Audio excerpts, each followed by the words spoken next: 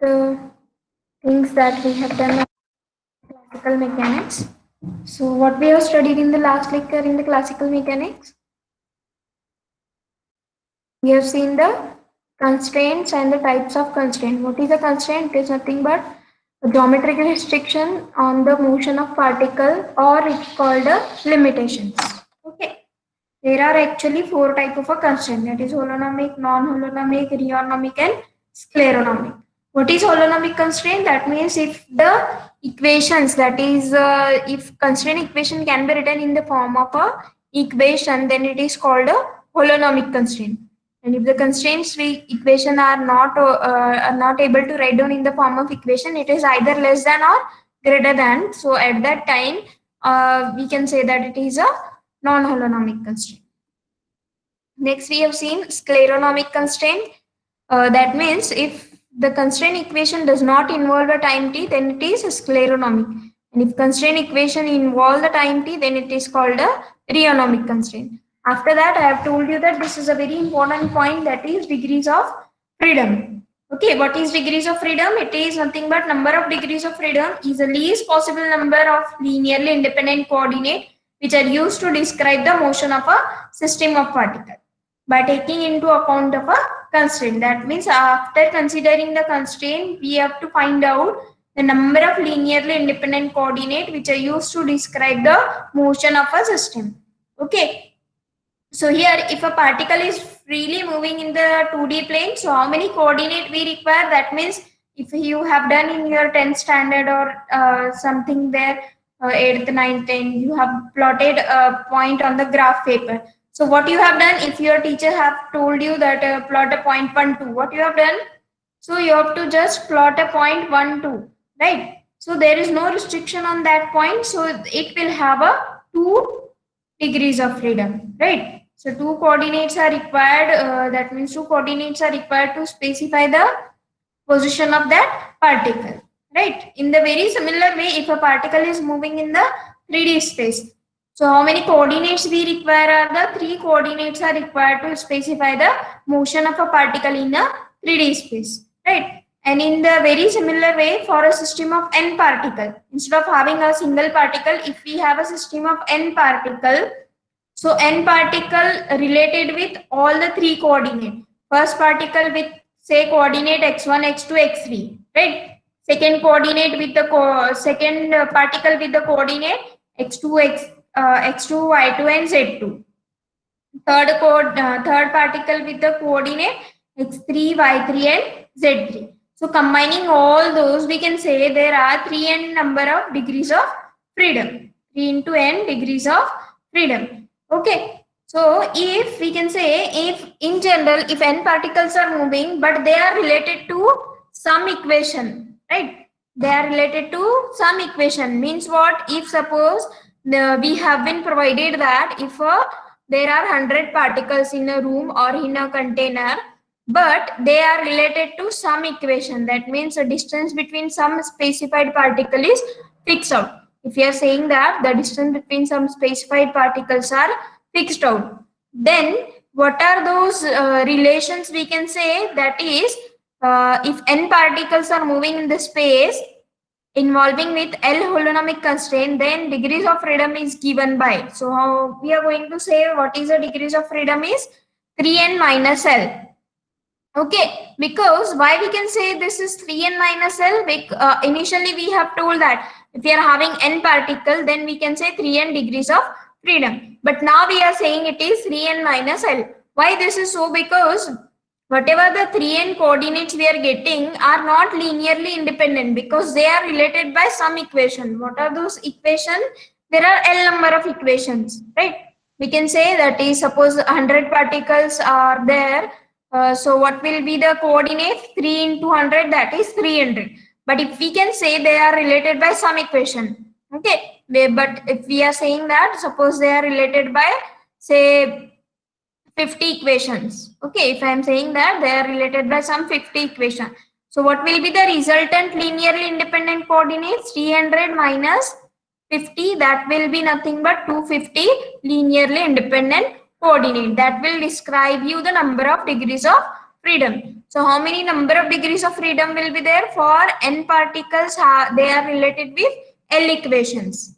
Okay. So if you can take the example of a simple pendulum, if you are having a simple pendulum, how to construct a simple pendulum? Take one mass, and particle of a mass m, and length L is a length of that thread that we are going to have, and then you can see what is the equation we have seen in the last lecture for the simple pendulum, that is x square plus y square is equals to L square. So here you cannot say that two linearly independent coordinate, right? Because here if we are having any if we are having a particle, that is this mass of a particle m, it can move in anywhere, but what is the restriction?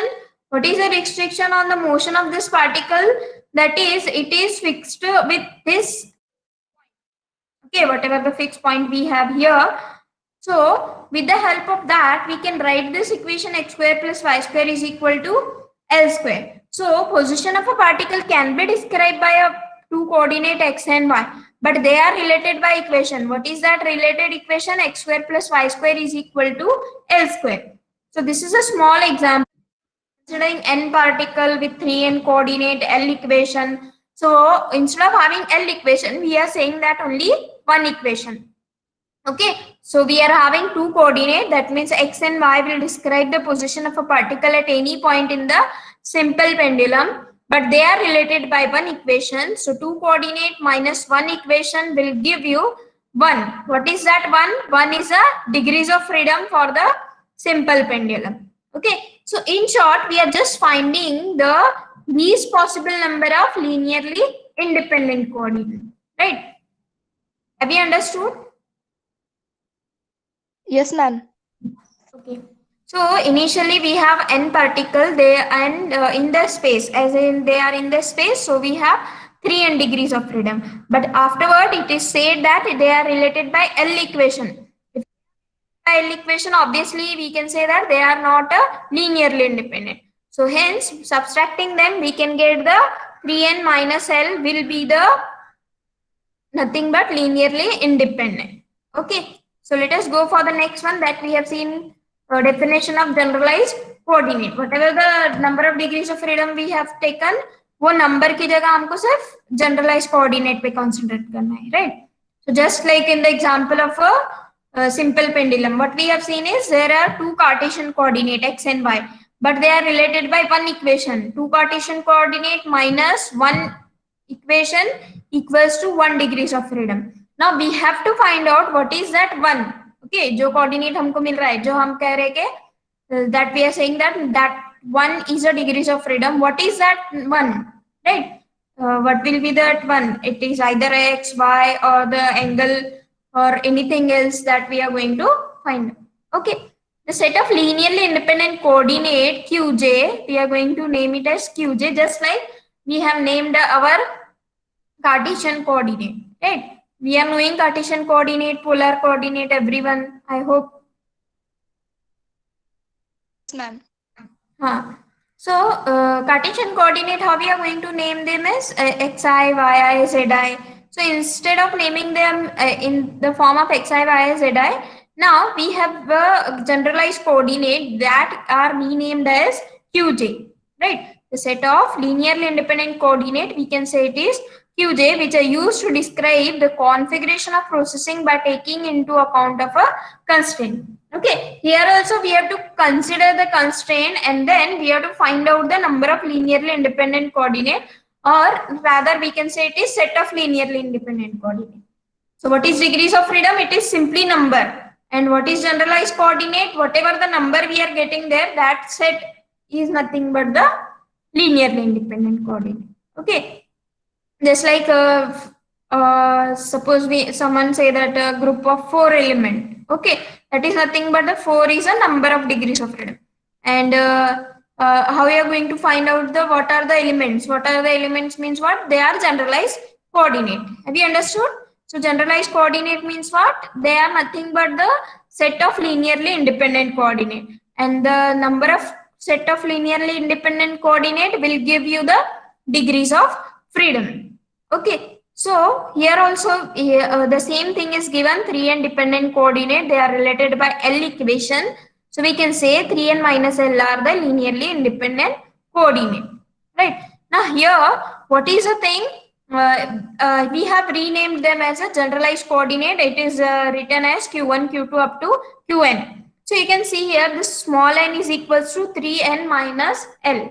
It is not written as capital 3n. Why this is so? Because we are restricted to find out the linearly independent coordinate. So if we are restricted to find out linearly independent coordinate, so we are starting with q1, q2 up to qn. Okay. So what is that n to the suffix here? We should have it is 3n minus L. So how many coordinates we are getting? It is 3n minus L coordinate. Understood? 3n minus L coordinate, how we have to find out? समझते का? Yes, Yes, ma'am. ma'am. This elimination is done by introducing 3n minus L new coordinate that will be written as q1, q2 up to qn. That is nothing but the generalized coordinate. Okay. Next, we'll go for the next one. The example for that is a particle moving in the straight line have only 1 degrees of freedom. Right? If a particle is moving on the straight line, just suppose you are walking. Okay. In a particular road. So what we can say is only the degrees of freedom will be 1 only, because if we are in the straight line, it is having only 1 degrees of freedom. Just like our real line, अगर आप real line पे कोई भी point plot करते हो तो कैसे plot करते हो? Right? If suppose you want to plot x equal to 2, what you have to do? Simply draw a real line and then plot a x equal to 2. Right? So a particle moving in a straight line have only 1 degrees of freedom. That is, only one coordinate is sufficient to locate the position at any instant. Hence, it is called a generalized coordinate. Okay, just like the example of a real line. If you want to plot anything on the real line, what you need is simply one coordinate, right? So if you want to plot x equal to 3, so what you have to do? Simply x equal to 3 is sufficient to determine the position of a point 3, right? Is anything else required to determine the position of a 3 on the real line? No. No, simply because we know that from the 0, we are knowing 0, there are positive and negative numbers. So with the help of that, we can say that only the x equal to 3 is sufficient to determine the position of a particle on the real line. In the very similar way, if a particle is moving in the straight line, we can say that only one coordinate is sufficient to determine its position. Just like we can say if a person is moving in a straight line, we can say the starting point we can assume just like a origin, because we have told I have told you that the origin we can draw at any point, right? If it is supposed to draw it somewhere in Delhi, Canada, अगर किसी ने fix किया होता कि अपने को जो है कोऑर्डिनेट सिस्टम कनाडा से ही लेना है, so at that time it will be very difficult to find out the distances, but here we are very easy to find out the distance, right? We can fix out the origin anywhere. If you are going to fix out the origin anywhere, then we can say what is the distance traveled by that person from that straight line, right? So next example is a simple pendulum. It has only 1 degrees of freedom. Just now we have discussed, that is, it will have two Cartesian coordinate x and y that will describe the position of that mass that is attached to that thread. Okay, वो कुछ particle होता है ना, so उसका position बताने के लिए हमको क्या चाहिए? x and y. But x and y are related by the equation x square plus y square is equal to L square. So two Cartesian coordinate, they are related by one equation, will give you 1 degrees of freedom, and that 1 degrees of freedom we can say the angle theta. What is that angle theta? It is written in the bracket, angle made by that string with the vertical. Okay. Actually, what we have is angle made by that string with the vertical. So you can see here this theta is an angle made by that string, or we can say the thread. Okay, with the vertical, that is this vertical distance. This is our y-axis, this is our x-axis, and here L is there, and the equation is x square plus y square is equal to L square. So what is an angle theta? Theta is an angle made by the grade L with the vertical. So simply x and y are also sufficient to determine the position of a particle, but they are related by equation. So hence we can say the only 1 degree of freedom is required. So if instead of having x and y, if I am saying that I will give you an angle theta, okay, the theta is also sufficient to determine the position of a particle, correct now? Suppose I am giving you x and y, then you can find out the position of the particle on your simple pendulum. Instead of giving coordinates x and y on a simple pendulum, if I am giving you an angle theta only, is it sufficient to determine the position of a particle with the help of a simply angle theta?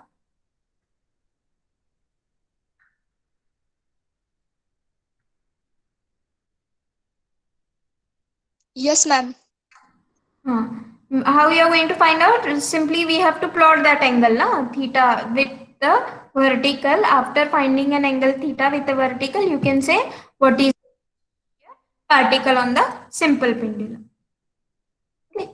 So here we have the simple. Next is in case of a particle moving in the plane has 2 degrees of freedom.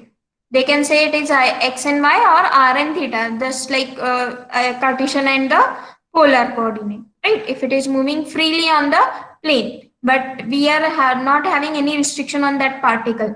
If it is having some restriction on that particle, then it will be simply one coordinate is sufficient for that particle, right? So either it can be x and y or r and theta. Okay. So now what we have to do is initially we have Cartesian coordinate only, then we have a polar coordinate. Now we have the generalized. What are generalized coordinate? These are nothing but a set of linearly independent coordinate which are required to describe the position of a particle at any instant considering the constraint. Okay. Because if you don't consider constraint, then it will give you the Cartesian coordinate, our usual coordinate x, y, z. Right. So now, up to now, whatever we have studied is related to Cartesian coordinate, right? अब तक आपने जो भी study किया है X Y Z related to X Y Z only ना we don't know about the Cartesian generalized coordinate. So for that we will have the transformation equation. What do you mean by transformation equation? That means we'll have some relation in between Cartesian coordinate and the generalized coordinate. I hope you have studied the linear Laplace transformation.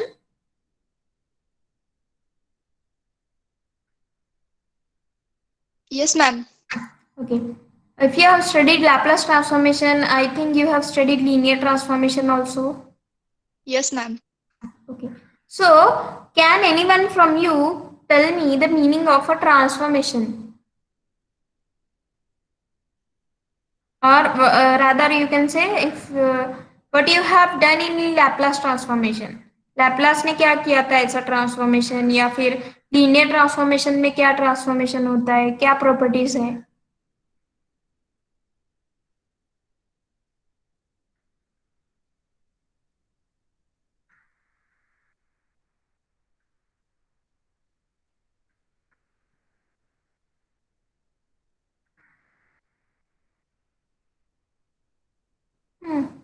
What is a meaning of transformation or linear transformation? If you have studied linear transformation, then also you can say. Otherwise, you have already studied Laplace, ना? Laplace में क्या transform किया था आपने? Some L of t is equal some L of f of t is written as f of s. ऐसे ही लिखा था ना? Yes, ma'am. हाँ, L of f of t is equals to f of s or that is in general form or in another case if I am saying L of t. So what will be the formula for L of t is equals to 1 upon? Integration 0 to infinity e raised No, to I am minus t. just directly on what will be the L of t in terms of s directly. Formula आठवतात का L of t raised to n is equal to 1 upon s raised to n minus 1 or something else. आठवतात का formula Laplace चे? L of cos of at, L of sin of at. Yes, ma'am. हाँ So what we have done in that, the whatever the equation we have, L of t is equals to, or L of f of t we have written in terms of f of s. So at that time, have you asked your teachers that what we have done in that, what we have done for transformation and why we have applied this transformation? What we have done in Laplace transformation, whatever the time we are having L of t, that means the time variable we have converted into frequency. S is a frequency, right? It is just an example. We can do anything in the Laplace transformation. You can take anything else instead of taking a time. You can take anything else. Just I'm saying the example that you can convert the time variable into the form of a frequency. I hope you have studied that. Whatever the equations we are finding about the Laplace transformation, application of Laplace transformation, you have a point.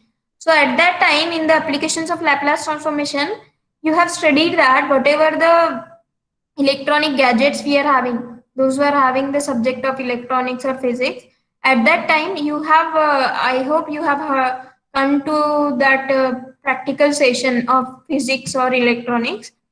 वहां पे आपने physics का कोई practical होगा तो आप जो भी आप उसको एक डिफरेंशियल इक्वेशन के फॉर्म में लिखा है ना, Q is a, I hope I am not remembering exactly. Q is a notation. C is also somewhere a notation. आठवतात का कुणाला फिजिक्स आपण करत होतो प्रॅक्टिकल, जिथे आपण जे आपल्याकडे अपॅरेटस असतात ते आपण एक डिफरन्शियल इक्वेशनच्या फॉर्म मध्ये कन्वर्ट करतो ना.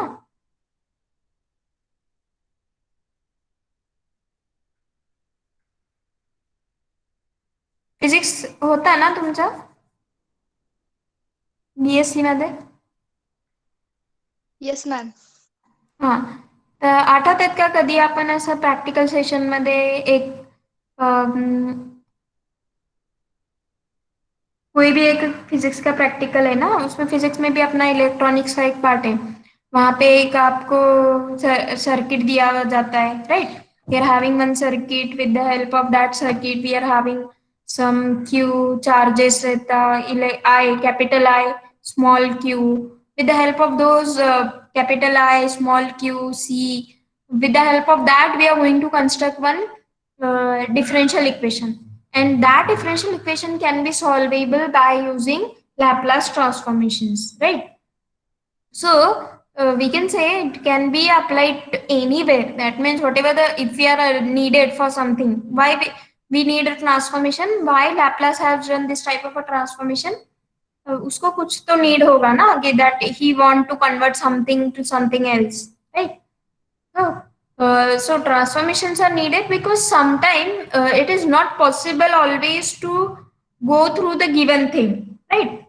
I hope you have done this substitution method, right? Substitution method में हम क्या करते हैं? We suppose say x, we are having some variable, we are going to rename them as something else. In the integration also you have done this in the 12th substitution method in the integration. In even then after the solving all the integration, we are going to resubstitute them, right? So with the help of a given thing, we can always not possible to find out the solution for the given equation or solution of any given problem. So at that time, we are going to use a transformations, right? So this is what a simple example in which the time variable can be converted to frequency. And in the applications of Laplace transformation, in the physics we are having in the laboratory, we are having some circuit with the so we have to just construct the equation for that circuit so that we can solve that circuit, and we have to find out the result of that equation. Okay, so hence what is a transformation? That means we have to just convert the set of one variables to set of some another variable so that we can solve the given problem more easily, right? With the help of that substitution, we can solve the given example more easily, right? In the integration also in the 12th standard, you have done the substitution method. So there we can have, suppose you have an integration 1 upon x square minus a square. So you are going to substitute x is equal to some a sine theta. That is what the things we are doing here. Instead of having substitution, it is simply similarity I am showing so that you can understand. So what is the transformation? Just we are converting the set of some variable to some set of another variable, right? So here also we are converting the Cartesian coordinate to the generalized coordinate that we have seen just now. So what is the property of generalized coordinate? They are less in number, right? Because we need a set of linearly independent coordinate, just like a basis set of linearly independent coordinate. Okay. So we can say here the transformation equation xi is equal to xi of q1, q2, q3 up to qn and time t, right? So the first coordinate x can be written in terms of a generalized coordinate. Similarly, y can be written in terms of generalized coordinate, z can be written in terms of a generalized coordinate and with some time variable. So in general, we can write ri is nothing but the position vector. So here it should be ri is equal to xii plus yij zik. So with the help of that, we can write ri is equal to qjt. That is, in general, we can say the xyz can be converted in the form of a generalized coordinate. Have you understood transformation? So what we have is, it is always possible to express generalized coordinate in terms of Cartesian coordinate and vice versa. Vice versa in the sense, the Cartesian written in the form of a generalized coordinate. Okay. Hence, if you are having Cartesian coordinate, we can write in the form of generalized coordinate, and the generalized coordinate can be written in the form of a Cartesian coordinate. That the this idea how to write down them in terms of each other, that will be cleared while solving the example. We will come to our example. At that time, you will be clear that how the x and y can be written in terms of q. Okay, so it is simply the meaning that we have to just convert the set of some variable to set of some another set of variable so that we can solve our example very easily. Okay, is there any doubt? No, ma'am. Okay, let us go for the next one is virtual work. Okay, so virtual work done means what? I hope you have heard about virtual work. Virtual things. Virtual means what? The things which are not existing, or rather very infinitesimal. Infinitesimal means very smaller. Okay. So in case of a particle, virtual displacement of a particle means what? Virtual displacement refers to the change in configuration of a system as a result of infinitesimal change. Infinitesimal change means very smaller displacement that is not possible to see by a naked eye. Okay. So if we are not possible to see by naked eye, that is called a very small displacement, and due to that very small displacement, the very small amount of work done will be happening. So the displacement is called virtual and it is denoted by delta Ri. I hope everyone is knowing about delta. Delta means what? It is a notation most probably used for our small displacement. Okay. Anything else? And suppose we are having a small displacement in x-axis, so we can say it is delta xi, right? Just like the first principle of derivative. In the first principle of derivative also, we have limit as h tends to 0, f of x plus h minus f of x divided by h. Okay. So what is that h? H is a very small increment in value of x. So with the help of that, we are finding the first derivative. F dash of x is equal to limit as h tends to 0, f of x plus h minus f of x divided by h. So what we are saying is we are having very small increment in the value of x. So very small increment in the value of x, y, or z, or very small increment in the value of ri will give you the notation delta. So notation delta is most probably used for the very small increment. Okay. So the noted by now delta Ri. The work done by the force in causing the virtual displacement is called as a virtual work done. So if we are having small displacement, obviously there will be a small work done, right? Displacement कब होता है जब हम force apply करते हैं, right? So instead of having W is equal to F into Ri, we are writing it is delta W is equal to summation of Fi delta Ri. So instead of considering having only one particle, we have considered a many particle. Okay. So as we are considering many particles, so we can take a summation over I. Okay. So what is the work done formula? Work done is nothing but force into displacement. So dW we have written it is dW is equals to F into dr. So instead of having d we have delta notation. Delta is a notation for very small increment or infinitesimal work done. Okay. So let us go for the next one, that is principle of a virtual work done. Okay, what is the principle of a virtual work done? Okay. If the forces acting on the system are in equilibrium, what is the meaning of forces acting on the equilibrium? Means they are on the rest. That means suppose just like internal forces. Okay, internal forces means what? The force acting on I first particle due to second, and the force acting on second particle due to first. They are exactly equal and opposite. So what will be the resultant of both? Will be equal to 0. So in the very similar way, if the forces acting on the system are in equilibrium, then the sum of a total virtual work done is 0. Right? So here you can see equilibrium means total force is 0. That is, if the forces acting on the system are in equilibrium, that means we can say the total forces acting are 0, then the sum of the total virtual work done is 0. If force is 0, obviously there will not be any work done. Right? Work done is equal to force into displacement. And if we are saying that forces are 0, the work done will be 0. So in the very similar way, we can have, if the total virtual work done is 0, we can say the forces are absent, or we can say forces are in equilibrium.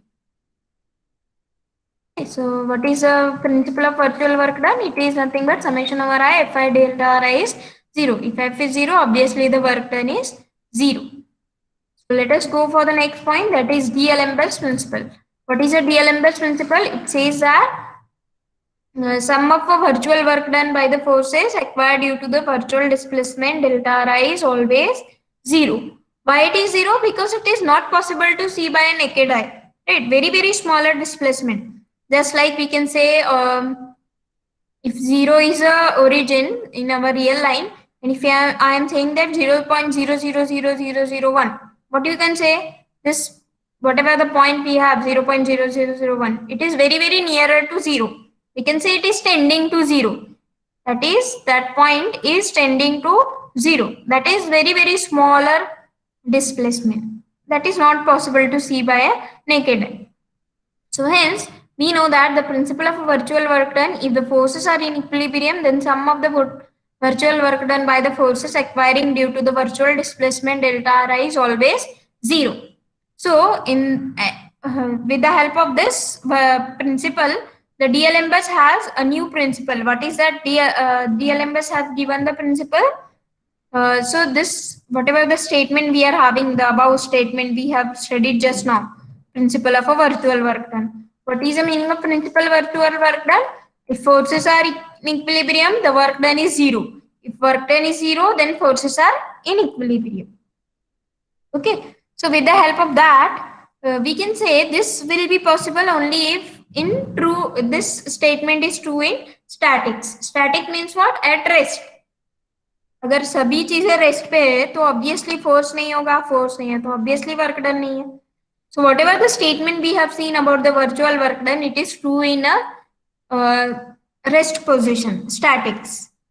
And an analogous principle was put forward by the D'Alembert, and D'Alembert give the principle that with the help of this equation. What is this equation? This is the equation of a motion. Fre is equals to dp by dt, that is pi bar dot. So this shows that the dynamical system appears to be in equilibrium under the action of applied forces and equal and opposite effective forces. So you can say here Fi is a force minus Pi bar dot. So combination of these two, the resultant is 0. So here whatever the statement we have studied just now, the forces acting on the system are in equilibrium. The forces acting on the system are in equilibrium. Which means that if the forces, whatever the force I am applying here, their exactly opposite force if I am getting from other side, what will be the resultant? It will be 0. Right? अगर आप आप कुछ force apply कर रहे हो किसी चीज पे, अगर कोई person oppositely in the opposite direction if he is applying the force, right, just like in the school, if we are fighting for the benches, so what we are doing, if we want some good type of a bench, we are having the things, right? Some person is holding that bench, you are also holding that bench with the same force. So with the help of that, the resultant force is zero. That is force applied by yourself and the force applied by some other person. So resultant of this will be zero. So we can say it is nothing but the forces are in equilibrium. So, what is the applied force and the equal and opposite effective force, that is Pi bar dot. In the very similar way, we can now write down, instead of having Fi delta R is 0, we can say now summation Fi minus Pi bar dot delta R is 0. What is the difference in these equation? Here we have written Fi delta R is 0, equation 1. Okay. So here we have, instead of having Fi, we have summation over I, Fi minus Pi bar dot delta R is 0. Okay, this is what a mathematical form of a D'Alembert's principle. It states that the system of particle moves in such a way that the total virtual work done by the applied and effective forces are zero. Okay, अब तक हमने क्या देखा था? Virtual work done. Okay, what is a virtual work done? Summation over I Fi delta R is 0. But here, instead of having only forces, here we have applied forces as well as a effective forces. Effective forces means what? The forces which are in exactly, okay, applied forces and effective forces, combination of these two will be equal to 0. Okay, is there any doubt? No, ma'am. Okay, let us go for generalized displacement. So just like an example of a generalized, if you have a displacement, how you are going to say displacement? If your person is traveling on a straight line, right? If you are having a straight line, so how we are going to have a displacement, that is denoted by ds. ds, s is on rotation for a whatever the distance we have covered. ds means a displacement. So instead of having a that is xyz related to xyz, no, we are having Cartesian coordinate. So instead of having a Cartesian coordinate, now we have a generalized coordinate. If we have a generalized coordinate, again we have to find out generalized displacement, generalized velocity, generalized acceleration, everything we have to find out related to our generalized coordinate. Okay, so up to now, whatever we have studied is related to Cartesian coordinate. So now we have to study those things which we have studied for Cartesian coordinate. Again, those things we have to study for a generalized coordinate. Okay. So first we will start with a generalized displacement. So what we have is, consider a system of n particle. Okay. So whose position vector with respect to some fixed point are given by r1, r2 up to rn. If q1, q2, qn are the generalized coordinate, we can say they are related by this equation. This equation we have seen just now, that is transformation equation. So if we want to find out a generalized displacement, first we'll find out r dot. What will be r dot? dri by dt. So how we are going to evaluate this? Equation 1, as you have studied what is a chain rule for the differentiation. If r is a function of q, q is a function of t. So how you are going to find out the differentiation or a derivative? Chain rule ऐकलत ना कुठेतरी?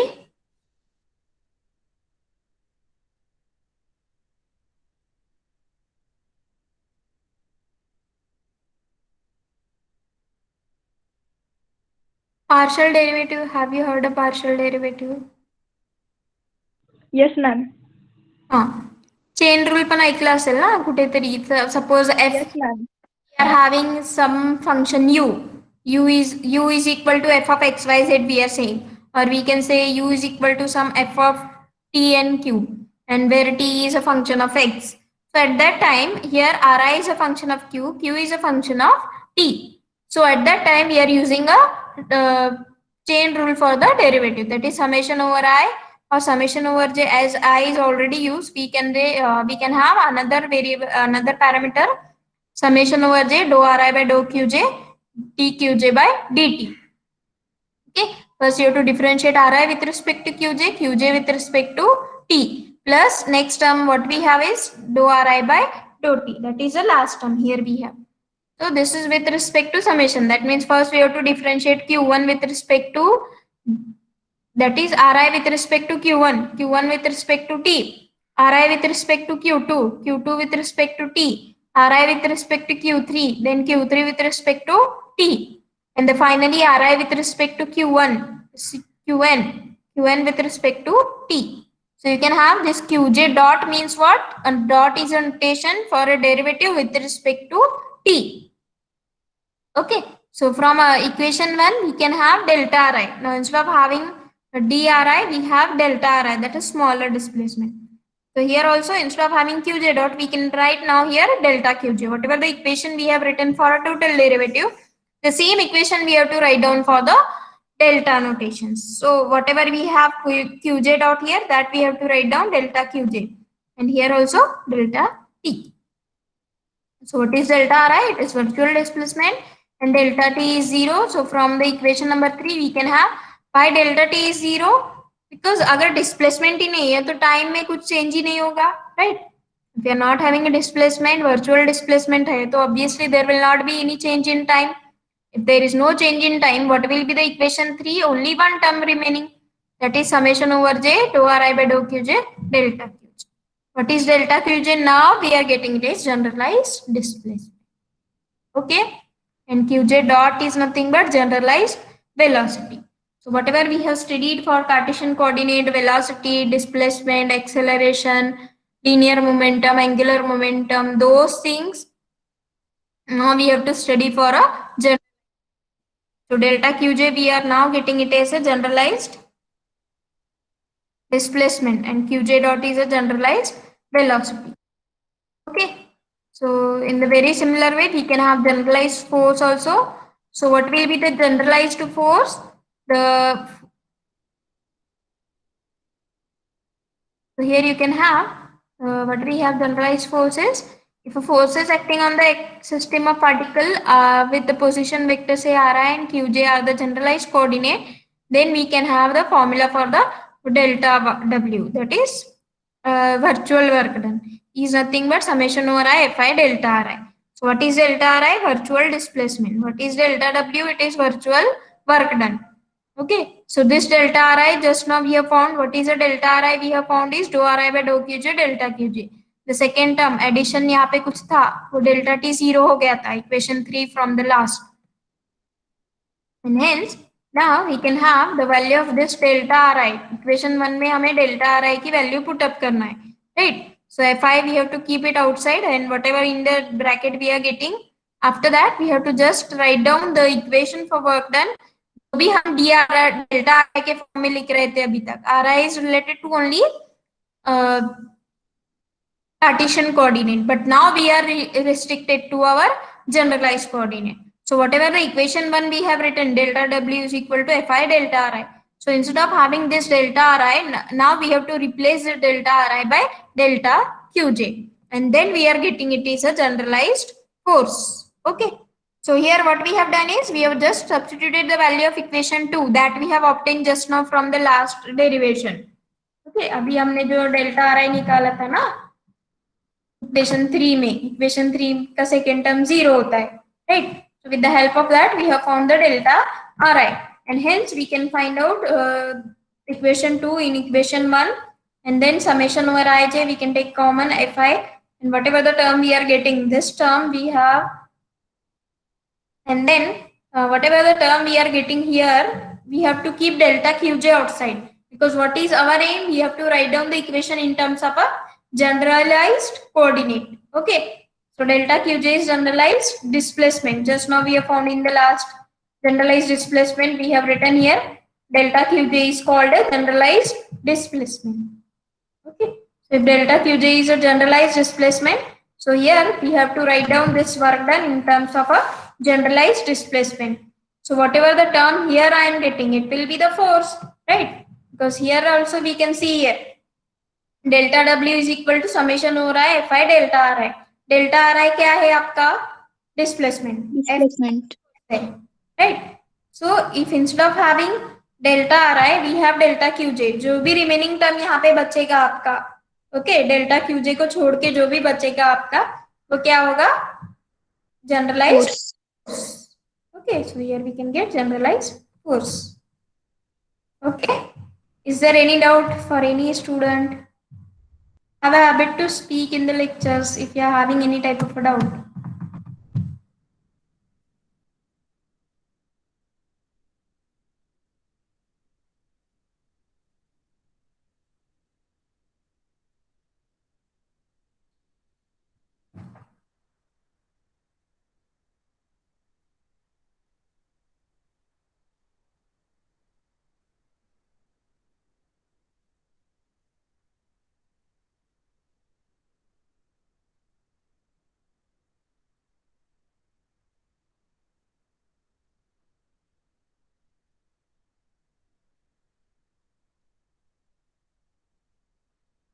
हाँ, doubt आहेत का काही? No, ma'am. Is it so fast? बहुत fast जा रहा है क्या? If it is so, you can say. We can go against. No, ma'am. It's okay. Because I hope you are knowing that up to